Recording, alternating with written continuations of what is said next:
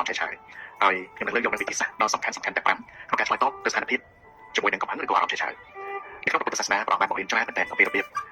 ដឹកនាំជីវិតប្រកបដោយសុខសន្តិភាពអំពីរបៀបឆ្លើយតបទៅនឹងកំហឹងឬក៏អារម្មណ៍ឆេះឆាយដែលបានកើតឡើងមែនទែនទៅក្នុងការដឹកនាំជីវិតក្នុងការរស់នៅជីវិតបែបជាបុគ្គលជនគឺយើងអាចជៀសផុតពីអារម្មណ៍ខឹងអារម្មណ៍ឆេះឆាយអារម្មណ៍សប្បាយអារម្មណ៍ពេញចិត្តអារម្មណ៍ទុក្ខសោកនៃការឡើងរំកាលតែអ្វីដែលសំខាន់នោះគឺយើងត្រូវស្វែងយល់ពីរបៀបឆ្លើយតបនិងរបៀបគ្រប់គ្រងនៅពេលដែលស្ថានភាពទៅការឡើងរំកាលដោយសមត្ថសម្ដែងថាអ្នក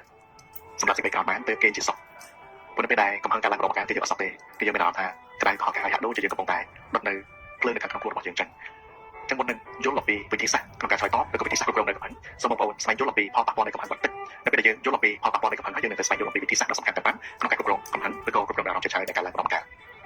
ផលប៉ះពាល់នៃកំហឹងរបស់យើងទី1នៅពេលដែលយើងខឹងឬក៏យើងបង្កើនច្រើនយើងអាចទទួលបាននូវអារម្មណ៍ល្អឬក៏អារម្មណ៍ឯកាដែលការចេញពីក្នុងខ្លួនរបស់យើងតែម្ដងហើយទី2វាមានផលប៉ះពាល់ខ្លាំងដែលធ្វើឲ្យយើងមានទំនាក់ទំនងល្អជាមួយខ្លួនឯងហើយមានទំនាក់ទំនងល្អជាមួយមនុស្សជុំវិញខ្លួនរបស់យើង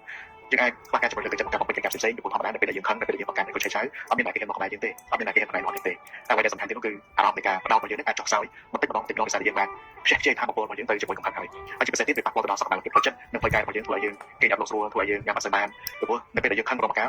សេចក្តីក្តៅឬក៏កម្ដៅខាងក្នុងវាកើតឡើងគេសង្កេតថា chemical energy អាថាមពលអវិជ្ជមានវាបានបោះមកហើយអញ្ចឹងតើយើងធ្វើអីម្យ៉ាងដើម្បីឆ្លើយតបទៅដើម្បីឲ្យថាមពលអាក្រក់វាទ្រាំចុះហើយថាមពលអាក្រក់វាខ្សោយបន្តិចហើយយើងអាចគ្រប់គ្រងខ្លួនឯងបានប៉ុន្តែពេលយើងខឹងយើងអាចគ្រប់គ្រងខ្លួនឯងបានទេព្រោះតែបុរាណលើកឡើងថាខឹងខុសខឹងខូចខឹងខាតខឹងឆ្លាតខាតប្រយោជន៍ខ្លួនឯងហើយធ្វើឲ្យប៉ះពាល់ដល់មនុស្សជុំវិញខ្លួនទៀត